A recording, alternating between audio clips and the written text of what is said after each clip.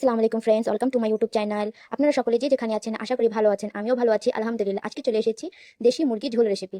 আশা করি আপনাদেরকে ভালো লাগবে, আর ভালো লাগলে প্লিজ আমার চ্যানেলটিকে সাবস্ক্রাইব করে দিন। আমার নতুন চ্যানেল, আপনারা প্লিজ আমাকে সাপোর্ট করিয়েন আর লাইক কমেন্ট শেয়ার করে দিন।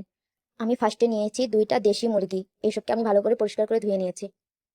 আর এখানে সব ধরনের মশলা আমি বেটে নিয়েছি, জিরে, গোলমরিচ, দালচিনি, ছোট এলাইচি, বড় এলাইচি, লং আর রসুন, আদা সবগুলো আমি পরিমাণ মতো নিয়ে নিয়েছি। তারপর এখানে বড় একটা কড়াইয়ে সয়াবিন তেল দিয়েছি, আর এখানে এখন পেঁয়াজ কুচি দিয়ে দিব লাল লাল করে ভাজার জন্য। আপনারা সবকিছু নিজের পরিমাণ মতো নিয়ে নেবেন। এই তো লাল লাল করে ভাজা হয়ে গেছে, এর থেকে আর বেশি ভাজা যাবে না। তারপর এখানে মাংসগুলো দিয়ে দিচ্ছি, তারপর হালকা করে একটু নেড়ে দিব। তারপর এখানে সব বাটা মশলাগুলো দিয়ে দিচ্ছি। তারপর এখানে একটু ভালো করে ভেজে নিব। এটা আমার শর্ট ভিডিও, আমার লং ভিডিও ইউটিউবে দেওয়া আছে, আপনারা দেখে নিতে পারেন। তারপর এখানে পরিমাণ মতো হলুদ গুঁড়ো দিয়ে দিচ্ছি। তারপর এখানে পরিমাণ মতো লবণ দিয়ে দিচ্ছি। একটু ভালো করে নেড়ে দিচ্ছি যাতে নিচে পুড়ে না যায়। হালকা করে ভেজে নিয়ে পরিমাণ মতো এখানে আমি পানি ঢেলে দিচ্ছি কষানোর জন্য। একটু বেশি করে পানি দিতে লাগবে কষানোর জন্য, কারণ এটা দেশি মুরগি আছে, একটু সিদ্ধ হতে অনেক টাইম লাগে। আর আসলে এটা কষানোর জন্য দেওয়া আছে, তারপর এটাকে ভালো করে ভাজতে হবে। এই তো প্রথমবার ঢাকনা খুলে একটু নেড়ে দিব যাতে নিচে পড়ে না যায়।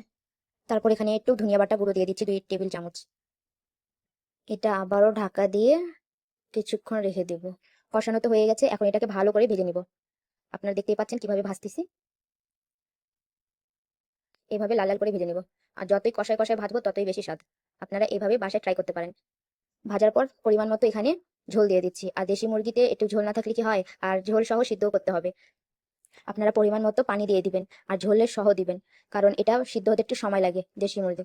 আর এখন এটাকে আবারও ঢাকনা দিয়ে ঢেকে দিব। প্রথমবার ঢাকনা উঠাচ্ছি। এই তো অর্ধেক সিদ্ধ হয়ে গেছে। 4-5 ঘন্টা পর পর ঢাকনা দিয়ে ঢাকছি আর এবং একটু একটু করে নেড়ে দিচ্ছি। এই তো ফ্রেন্ডস, আমার রেসিপিটা ভালো লাগলে আপনারা প্লিজ আমাকে কমেন্টের মাধ্যমে জানাবেন। আর একটু টেনে গেলে আমাদের তরকারিটা হয়ে যাবে। এই তো আমাদের রেসিপিটা রেডি।